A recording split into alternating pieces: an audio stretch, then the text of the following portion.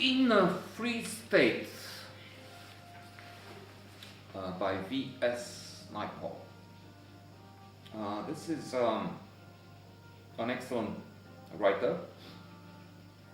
I have two books of his under my belt, so to say. First of all, it was a bend in the river with Africa, with the corruption, with a wonderful tale, which I forget. But mind you, I'm not speaking about that today. I need to reread that again because it was marvelous, but I'm losing its thread now. It's been a few years and memory is not, hence the necessity of these notes. Nobody's watching, but I will perhaps try and figure out what a bend in the river, if I finally make a note on that, was about. Then it was a house for Mr. Biswas. That was, I love that, with the problems this man had. This I remember with a large family, with dire straits in financial terms, and a car I also remember. Exotic place, wonderful. I enjoyed that. That was on an e-reader in e-book format, and The Bend in the River I had the chance to listen to the audiobook somehow, some time ago, actually maybe even 8 years ago, and this one has in a Free State, which won the Man Booker Prize, and I'm just at the start of it, but it is already intriguing because it starts with a voyage on a ship from Greece to Egypt. We have Egyptian Greeks traveling back.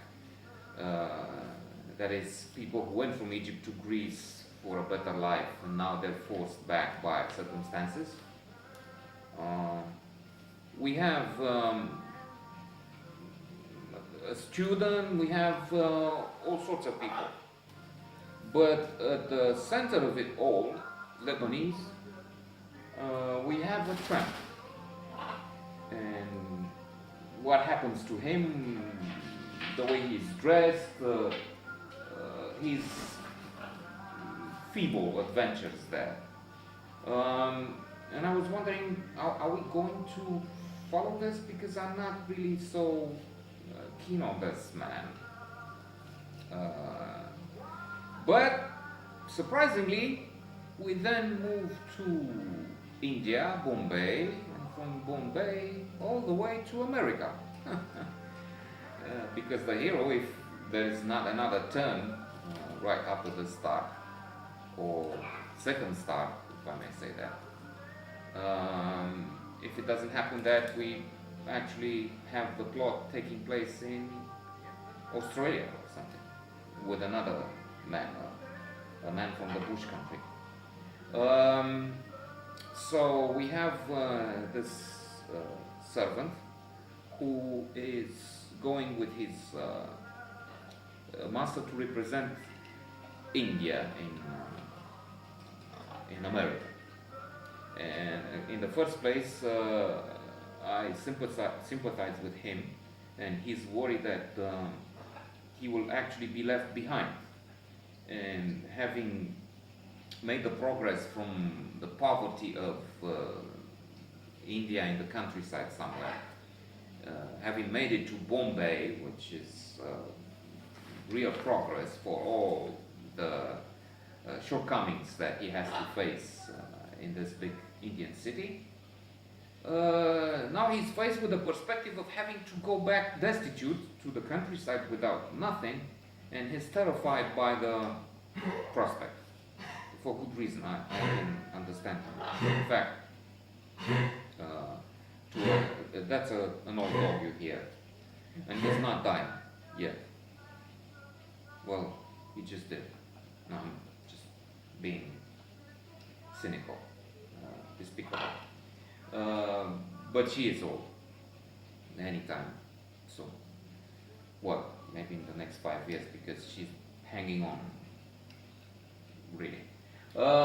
So I empathize with him because I somehow know what this is. We had a peak period in 2008 when we placed marble on the floors and so had the house full with all these expensive guys. But then crisis hit, and ever since we never really recovered the point in 2008, the point we reached then. So it's even more of a problem to get to some place of comfort and then go down. You adapt to better, well, you adapt to anything, it's hedonic adaptation. But let's move on to say that he has some adventures on the plane getting to America where he drinks champagne. He doesn't know he's drinking champagne, and that's expensive. He's forced to, so this is already funny, I love it from this point of view, even if I also feel sorry for the guy. He has some, I don't get what this is, some kind of an Indian equivalent of the tobacco chewing in the south of America or other places. Fact is, he has to eat this thing he's chewing, and which is usually spit in India, but he cannot do that on the plane.